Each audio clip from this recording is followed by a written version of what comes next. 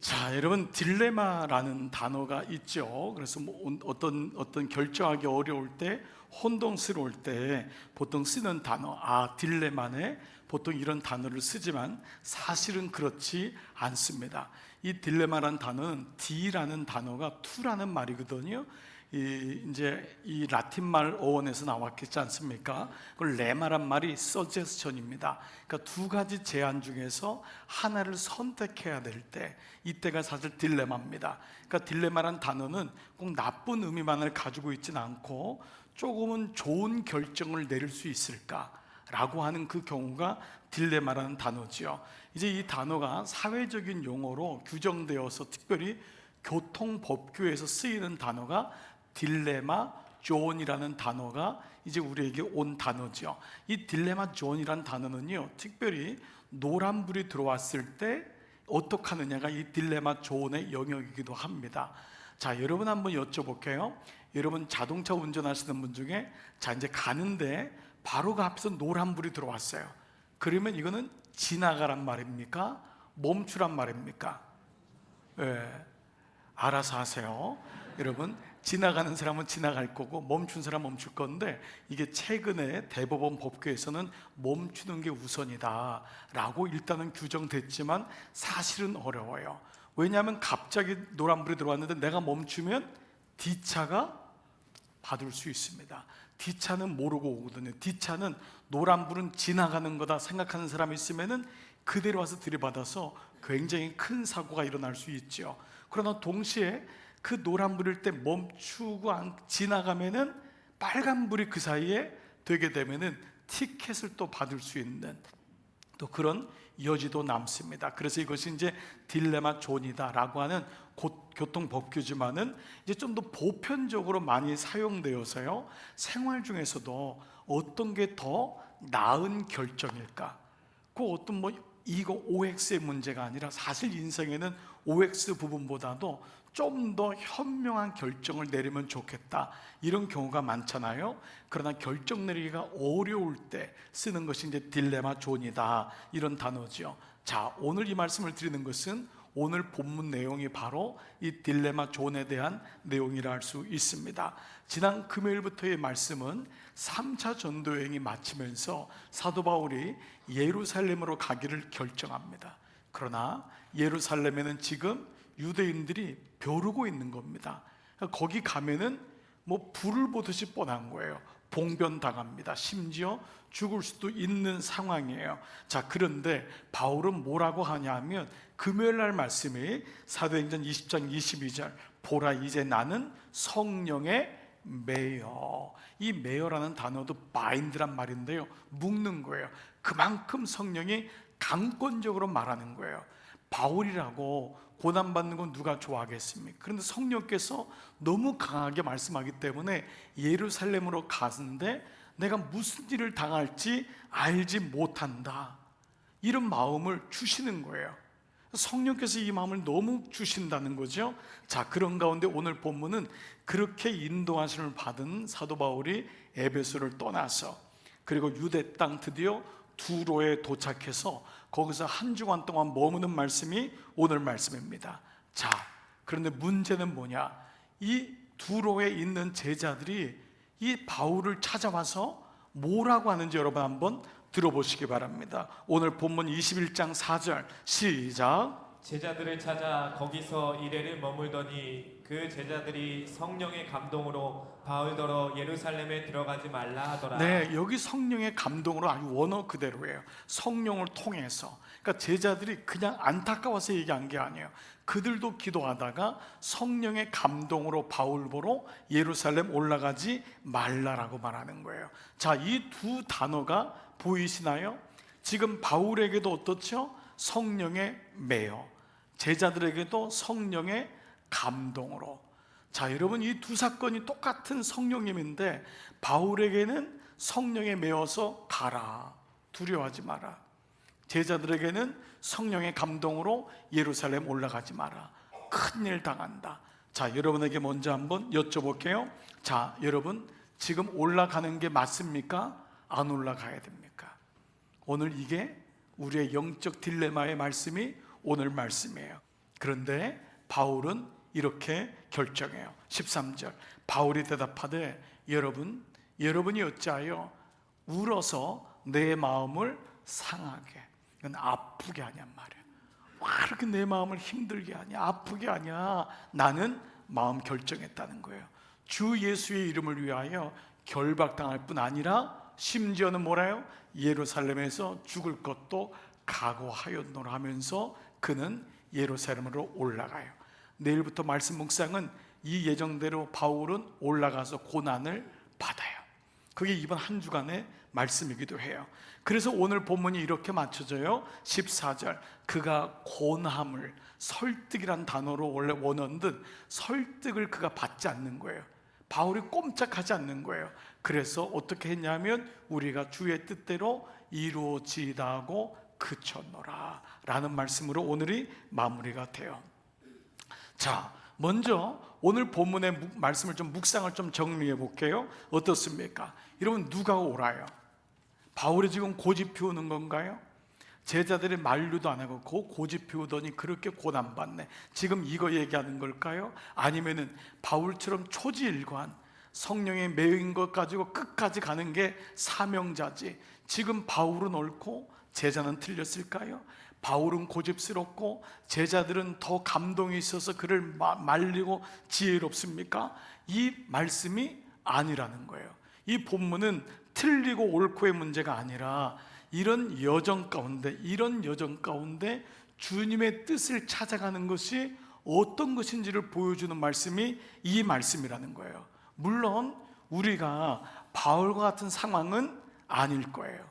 우리가 지금 어디 중동 지역에 가서 복음 전하다가 지금 뻔히 고난받는 줄 알면서도 그곳에 가는 그런 차원은 아니에요. 그러나 인생을 살다 보면은 딜레마 조언이 있어요. 이렇게 해도 되긴 돼요. 이렇게 해도 되긴 돼요. 그런데 문제는 뭐냐 하면 그리스도인은 어떤 것이 주님께서 기뻐하실까, 이 마음을 갖는 거기 때문에 두 가지 선택 가운데 우리는 끊임없이 주님의 뜻 찾기가 사실 그리스도의 인생에는 계속된다 할 수 있습니다. 그래서 오늘은요, 사도행전적 입장에서 볼 때 우리가 어떤 선택을 하는 것이 옳은가, 그러면 옳다 그러다가 아니라 어떤 배경을 가지고 선택해야 되는 것이 덜 후회스러운 결정을 하게 될까, 그건 내 삶의 후회가 아니라 더 주님께서 기뻐하시는 결정을 할 수 있을까라고 하는 관점에서 오늘 말씀을 묵상해 볼게요. 사도행전의 말씀은 인생이 어떠한지를 보여줘요. 선택이 어떠한지를 보여줘요. 왜냐하면 인생은 선택의 연속이기 때문이에요. 그리고 지금의 선택이 내일을 만들고 있기 때문에 우리는 하나하나 선택들이 지금까지 왔음을 보게 됩니다. 우리가 지금의 내 모습은 나의 선택의 결과라고도 합니다. 이 말에 어떤 분은 흡족해하는 분이 있고 어떤 분은 내가 그걸 잘못 선택해서 이렇게 왔구나 라고 후회하는 분이 있을지라도 중요한 건 이 결과만 보면 안 돼요. 선택의 여정 속에서 바울은 도대체 어떠한 개념을 가지고 예루살렘에 가기를 원했는가 라고 하는 거죠. 그래서 오늘 여러분과 함께 세 가지 단어를 선택했던 바울, 그리고 이 배경이 어떻게 그의 인생을 끌고 가고 그리고 결국 하나님이 기뻐하시는 삶을 살게 되었는지를 나눠보도록 하겠습니다. 첫 번째, 딜레마 존에서 주님의 뜻 찾기에 첫 번째 선택의 단어는 바로 하나님 나라라고 하는 단어입니다. 이 하나님 나라는 성경 전체의 주어이기도 해요. 즉 그 뜻이 하늘에서 이루어진 것처럼 땅에서 이루어지는 거잖아요. 우리가 말씀을 읽는다는 건 뭐죠? 말씀이 내 삶에 이루어지는 거예요. 이게 월킹이 되지 않는다면 이건 종이 쪼가리죠. 이 말씀을 읽고 묵상할 때 이 말씀대로 사니까 이 안에 답이 다 있구나 라는 것인데, 그 하나님 나라는 하늘나라가 아니에요. 이 말은 뭐죠? 바실레아는 주님이 다스린다 라고 하는 개념이잖아요. 근데 이 말씀은 예수님이 특별히 사복음서에서 몇 번을 썼냐 하면 124번을 썼어요. 그러니까 완전히 예수님의 말씀에는 하나님 나라가 도배된 거예요. 즉 내가 그리스도인인데 하나님 나라가 뭔지 몰라요. 그러면은 아직 말씀이 들리지 않는 거구나. 그 말은 다른 말로 하면 하나님을 이용해서 내 나라를 세우려고 하는 거구나. 우린 이 사람을 가르쳐 종교인이라고 해요. 물론 처음에는 내 나라 때문에 아쉬워서 와요. 땅의 나라에 관심도 많고 어떻게 이걸 지키지? 어떻게 좀 사업도 잘해보지? 건강의 문제도 어떻게 이겨내보지? 라고 하고 와요. 그러나 점점 말씀이 들리면서 내 나라에서 하나님 나라로 점점 마음이 기울어가는 것을 경험하게 되지요. 바울의 관심은 자기 나라가 아니었어요. 여러분 기껏 믿음 생활하고 목사가 목회하면서 자기 영역, 자기 나라 세운다면 그걸 목회라고 하지 않습니다. 그 사람은 사업가로 부름받는 게 낫죠. 우리가 그리스도인이라면 땅에도 관심이 없어서는 안 되지만은 그 영역이 땅도 하나님께 속했음을 우리가 알잖아요. 그러니까 바울은 땅의 나라와 자기 나라가 아니라 하나님 나라라는 거예요. 즉 하나님이 기뻐하시는 쪽이 어디지? 라고 묻는 거예요. 매 순간 이것이 주님이 기뻐하실까? 이 결정을 주님께서 원하실까? 여러분 아이가 주일날 학원도 가야 돼요. 교회도 가야 돼요. 이게 뭐 우리에게는 별 문제가 아닌 것 같지만 사춘기 10대 아이를 둔 부모에게는 딜레마가 될 수 있어요. 하필이면 예배 시간에 일타 강사가 한다는 거예요. 여러분 이런 경우가 있습니다. 실제로 정말 부모 마음에는 이게 딜레마가 돼요. 그러나 물론 한 번의 결정이 잘못됐다라고 얘기할 수 없지만 부모 마음에는 그러면 어떻게 해야지만이 이 아이에게 믿음도 잃지 않고 학업도 떨어지지 않게 도와줄 수 있을까라고 하는 경우를 갖게 되죠. 그래서 주님이 기뻐하시는지를 뭔지를 계속해서 물어보는 걸 가르쳐서 뭐라고 하죠? 바로 기도라고 합니다. 이게 기도인 거예요. 기도는 뭐냐 하면 순간순간마다 어떤 결정을 해야 되나, 주님이 기뻐하시는 게 뭘까, 이거를 가지고 살아가는 거잖아요. 겟세마네 동산에서 예수님이 마지막 기도했던 기도의 본이 우리에게 그대로 적용이 됩니다. 누가복음 22장 42절 보면 이르시되, 예수님 마지막 기도예요. 아버지요, 만일 아버지의 뜻이거든. 그러니까 주님은 아버지의 뜻이 중요한 거잖아요. 아버지의 뜻이, 십자가 지고 안 지고 이것보다 중요한 게 아버지의 뜻인데, 이 잔을 내게서 옮기시옵소서. 그러나 내 원대로 마옵시고 다 같이요, 아버지의 원대로 되기를 원하나이다. 그러니까 이게 기울기잖아요. 내 뜻도 있는데 주님 저는 신뢰합니다. 아버지의 뜻이 훨씬 좋음을. 그러니까 이쪽으로 주님이 가기를 원한다고 하는 고백이 있는 거죠. 자, 두 번째 딜레마 속에서 우리가 선택하는 두 번째 단어는 바로 이 단어예요. 불편함이란 단어인데 좀 더 병합시켜서 불편함의 연습을 선택하는 거예요. 불편함의 연습을. 자, 바울의 고백을 한번 들어보겠습니다. 사도행전 20장 23절 보면은 오직 성령의 각성에서 내게 증언하여 결박과 환난이 나를 기다린다고 하시나. 여러분 이거 들어가는 건 불편한 거예요. 고생 시작하는 거예요. 부담이 되는 거예요. 그런데 뭐라고 뒤에 나오죠? 내가 달려갈 길과 주 예수께 받은 사명 곧 하나님의 은혜의 복음을 증언하는 일을 마치려 하면은 나의 생명조차도 조금도 아끼지 귀한 것을 여기지 아니하노라. 보세요. 사실 바울도 사람인데 왜 편한 길, 안락한 길을 모르겠어요. 여러분 다 우리 그런 거, 은퇴 후에 그냥 골프 치고 여행 마음대로 다니고 어디 그런 데 가서 호수 있는 데서 딱 앉아있다가 오르고 있다가 죽으면 되겠다. 막 좋은 차 타고 마음껏 먹고 우리는 편안한 걸 좋아. 그래서 지금 고생해야 돼 라고 생각하는 것이 세상적인 가치입니다. 바울이라고 그의 집안 자체가 큰 부자인데, 그는 배운 것으로 이미 먹고 살 수 있는 사람인데, 그 당시 로마 시민권 가진 사람인데 이미 뭐가 불편해요. 그런데 그는 알고 있었던 거예요. 자기가 편한 것을 선택해 갈 때 자기의 인생이 어떻게 되는지를 알았던 사람이에요. 여러분, 바울은요 똑똑한 사람입니다. 우리보다 훨씬 똑똑한 사람이에요. 그는 이미 엄청난 경험과 배움이 있고 지식이 있고 집안적인 DNA가 잘 사는 것이 뭔지, 배부르게 사는 게 뭔지를 알고 있는 사람이에요. 그럼 그가 오늘 어떻게 하죠? 지금 이 성에서 나에게 환난과 결박이 기다린다고 하는데 그 불편한 것을 선택해요. 그 말은 뭐냐면 그 선택 이유가 정말 어떤 것이 있는지를 그는 알았던 거예요. 이 신비를 알았던 거예요. 여러분, 히브리서 11장이 믿음장이에요. 보통 12장을 믿음에 대한 결과, 승리장이라고 해요. 그 12장 11절에 뭐라고 나왔냐? 무릇 징계가, 저는 여기다가 불편함이라는 오늘 단어를 써봤어요. 무릇 우리가 인생에서 오는 징계, 좋아하는 사람 아무도 없잖아요. 그 불편함이 당시에는 즐거워 보이지 않아요. 그렇죠. 때때로는 슬퍼 보이기까지 한 거예요. 여러분, 불편한 걸 누가 즐거워해요? 누가 좋아해요? 슬픈 거예요.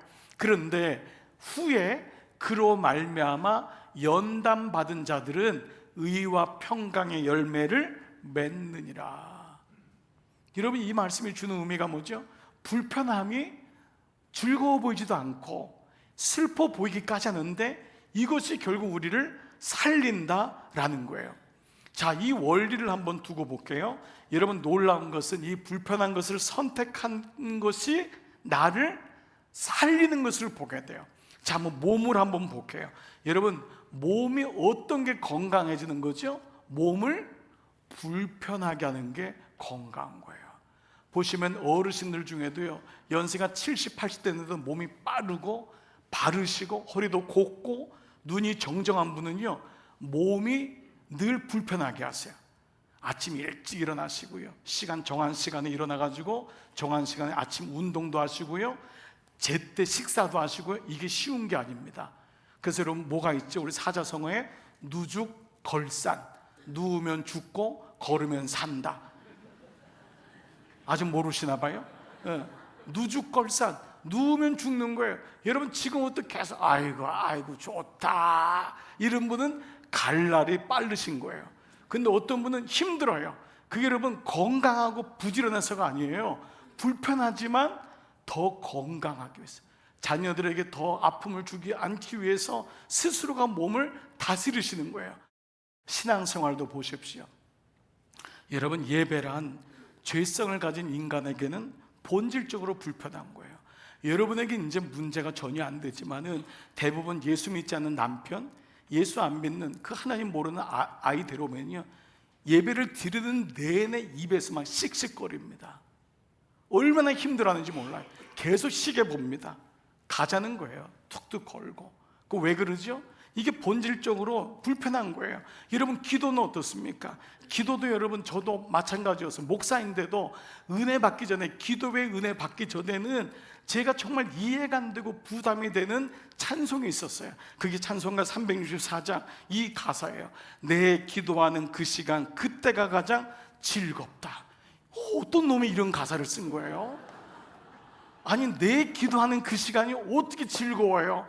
2절은 더 나빠. 내 기도하는 그 시간 내게는 가장 귀하다. 그래서 정말 제가 어느 정도 이렇게 힘들었냐면 여기다 화이트로 이렇게 지웠다니까요. 그래서 그 기도하는 시간이 가장 괴롭다, 가장 힘들다, 아깝다. 이게 우리의 모습인 거예요. 이게 우리 모습인 거예요. 그래서 여러분이 금요 성령 집회 때 가능한 분은 그렇게 와서 기도 시간 가지라고 하는 게 우리의 본성이 이렇기 때문에 불편하게 해서 기도 시간에 나오지 않으면 안 되는 거예요. 우리 교회 핵심 가치 보세요. 묵상이 불편한 거예요. 여러분, 저는 여러분을 불편하게 하려고 사명을 가지고 이 땅에 태어났어요. 그리고 우리 교회 왔어요. 묵상은 불편한 거예요. 아침마다 묵상하는 게 누가 좋아요? 아침마다 주식 보고 올라가고 바둑 두고 유튜브 보고 카톡 보고 쇼츠, 아무것도 아닌 거 연애인데 그게 편하잖아요. 아침에 말씀 앞에 쓴다는 거 불편한 거예요. 1:1 양육 불편한 거예요. 모르는 사람과 일주일 16주 동안을 보낸다는 건 불편한 거예요. 목장은 어때요? 불편한 거예요. 모르는 사람하고 만나가지고 말씀을 나누고 삶의 제목을 나눠요. 본질적으로 다 불편한 거예요. 그래서 목장을 견디지 못하는 분도 의외로 많아요. 들어갔다가 뛰쳐나오는 거예요. 싫다는 거예요. 입이 이만큼 나오는 거예요. 왜 나를 목장으로 집어넣냐 말이에요. 편하게 하지 라고 하는 거예요. 적용 질문해 보겠어요. 지금 나는 편한 것을 선택하고 있는가, 아니면은 불편한 것을 감내할 줄 알고 있는가? 세 번째, 그동안의 여러분의 결정이 어땠을지라도 마지막 세 번째 딜레마에서 첫 번째 하나님 나라, 두 번째 불편함이지만 그러하지 못할 때가 많아요. 여러분의 결정이 잘못될 수도 있어요. 그로 인해 고통당할 수도 있어요. 그런데 마지막 세 번째 단어는 바로 그래서 이 단어인 거예요. 그럼에도 감사라는 단어를 선택하는 거예요. 그럼에도 감사. 이것은 너무도 우리에게 중요한, 우리의 모든 어려움을 이길 수 있는 신비한 단어예요. 적지 않은 분들이 자신의 결정에 대해서 후회합니다. 실망합니다. 그때 그랬을 거. 여러분 중에도 지금 시간이 10년, 20년 지났는데도 그때 그걸 팔지 말았을 거. 내가 그래서 이렇게 고생하네. 내가 그때 그 땅을 샀어야 되는데. 이런 분도 있고, 그때 한번 버튼 잘못 눌러서 주식으로 몇 억이 날아간 다음에 너무너무 힘들어하는 분도 있을지 몰라요. 빨리 잊어야 돼요. 그런데 안 되죠. 우리의 결정이 계속 후회를 가져오기 때문에. 왜 그럴까요? 이것이 에너지이기 때문에 그래요. 에너지이기 때문에. 에너지이기 때문에 나를 계속 가만 놔두질 않는 거예요. 후회하고 절망하게 하고 염려하게 하고 그걸로 계속 무너져 있는 거예요. 그랬을 걸. 그때 그랬으면은. 그런데 이거를 그러면 상쇄할 수 있는 건 뭐냐 하면, 이거를 덮을 수 있는, 상쇄할 수 있는 더 큰 에너지로 덮는 거예요. 그게 뭐냐면 바로 감사예요. 그게 감사예요. 이게 성경에 나온 메시지예요. 빌립보서 4장 6절 보세요. 아무것도 염려하지 말고. 여러분, 이런 사람이 어디 있어요? 근데 여기 메림 나우라고 하는 염려는 그를 붙잡다, 포로로 만들다, 구속하다라는 단어예요. 걱정이 많은 게 아니에요. 염려 인생으로 끌고 가는 거예요. 그런데 뭐라고 바울이 이제 알았죠? 아무것도 염려하지 말고, 다만 조건이 있는데, 모든 일에 기도와 간구로 너희 구할 것을 다 같이요 감사함으로 하나님께 아뢰라는 거예요. 그럼에도, 그런 결정이 잘못됐을지라도, 내 지금 건강이 연약해졌을지라도, 그럼에도 감사로 덮으라는 거예요. 오늘 여러분 이 말씀이 들려지기를 축복합니다. 그럼에도 불구하고 이후 바울의 인생은 놀라운 변화가 있었어요. 모든 서신서와 그의 인생에는 감사로 도배가 되었어요. 이제 여러분들은 서신서를 보면 알게 될 거예요. 적용 질문해 볼게요. 나는 어떤 에너지를 선택하고 있습니까? 나는 어떤 에너지를 선택하고 있습니까?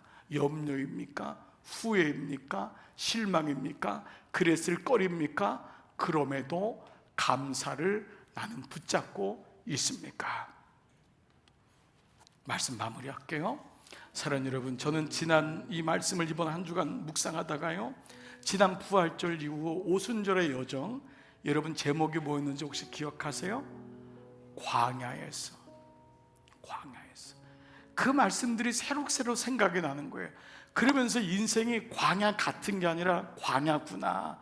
광야에서 살아가는 모든 사람이 조금 잘나고 조금 더 있고 조금 좋은 차 타고 조금 좋은 집에 있고 조금 자식이 잘 되고 그것밖에 없는 거예요.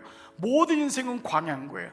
그렇기 때문에 광야에서 살아가는 사람은, 받은 사람은 후대하심으로 하나님께 은혜를 잊지 않고 살지만, 이 세 가지 단어를 잊으면 안 된다는 거예요. 광야에서는 땅만 바라보면 안 돼요. 하나님 나라를 바라봐야 돼요. 광야에서는 결코 편한 것이 능사가 아니에요. 광야에서는 불편함을 당연하게 여겨야 돼요. 불편함의 연습을 하는 거예요. 이게 나를 살리는구나. 이것이 나를 살리는구나. 광야에서는 뒤를 바라보며 후회하면 안 돼요. 광야에서는 그럼에도 감사, 이 마음을 가지고 있는 거예요. 그러면 우리는 딜레마 존에서 수없는 결정을 해야 될 때마다 이 세 단어를 잊지 않는 거예요. 사랑하는 여러분, 오늘 여러분에게 이 단어가 여러분의 영혼 속에 새겨지기를 축복합니다. 그래서 이 말씀이 어떤 결정할 때마다 나는 하나님을 생각하고 있는가, 하나님 나라. 나는 부담되고 불편하지만 이것을 선택하고 연습하고 있는가? 그리고 어떤 결정에도 불구하고 그럼에도 감사. 오늘 이 은혜가 오늘 이 예배 드리는 여러분 가운데 충만하시기를 주님의 이름으로 축복합니다.